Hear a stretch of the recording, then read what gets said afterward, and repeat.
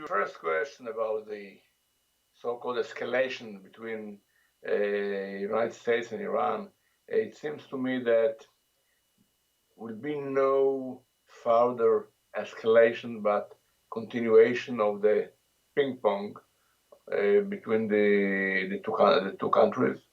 I don't think it's going to deteriorate to a broad conflict. Why? Because both Iran and US do not want it to happen.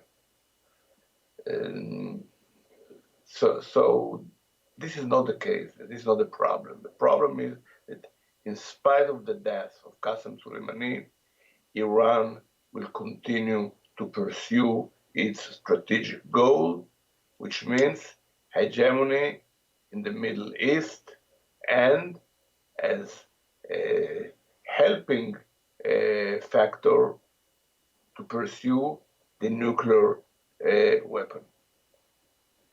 The death of Soleimani may somehow slow down the pace of entrenchment of Iran through proxies, mainly in Syria and in Iraq, but it will continue.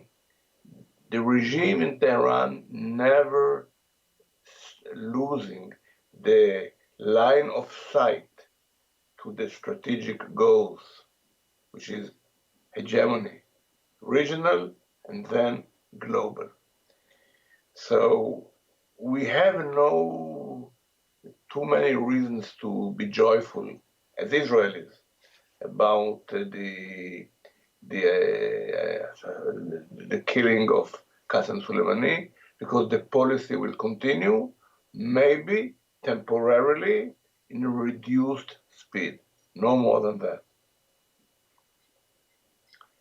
And there is another point to be mentioned.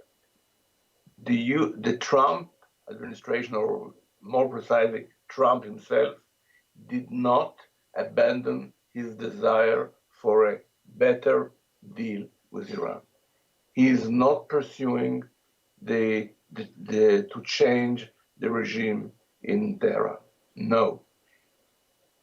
On the contrary, just recently, Secretary of State Pompeo issued a directive which distanced the United States from the Iranian opposition in a very significant way. They do not want to change the regime.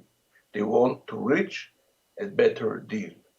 And we, as Israelis, should always remember that. At the end of the day, in the confrontation with Iran, we are alone, on our own. That's the point. And though this operation of killing Qasem Soleimani is apparently serving our defense interest, I don't see in Washington a strategy which serves our interests in the long run. I see just the opposite.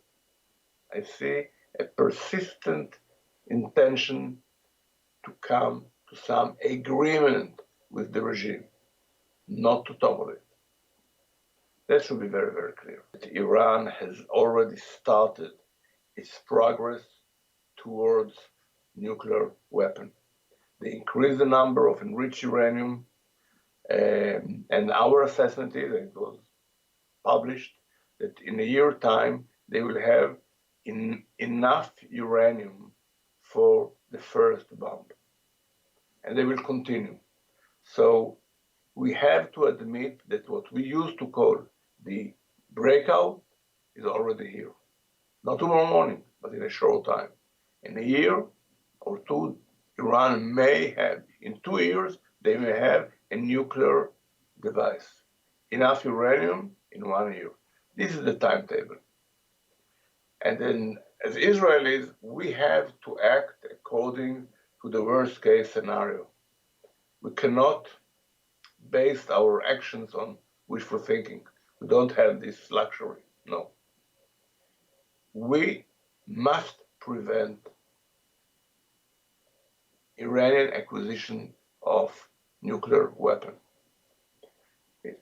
It will change the entire balance in the region from the moment that they will have it. And if nothing will be done, we will have to take action. I want to say it in the clearest possible way. Israel, and no matter who is sitting in the government in Jerusalem, no matter which party, will not allow two things. Of course, nuclear Iran, and the second, entrenchment of Iran proxies in Syria and even not in Iraq. Syria is more immediate. We will not allow it to happen. And again, I want to emphasize it. No matter who is in government, who is the prime minister, Netanyahu or Gantz, we all committed to the same benchmarks regarding our security. And it means that no entrenchment, not further entrenchment of Syria in our vicinity. And Syria is our vicinity. The promises of Putin to fend them away, it didn't work. They are there. We are taking actions, and we will be obliged to take more actions. No doubt about it. And if we shall see that they have substantial advancements towards possession of nuclear weapon, if the international community will not take necessary steps, we will have to do it.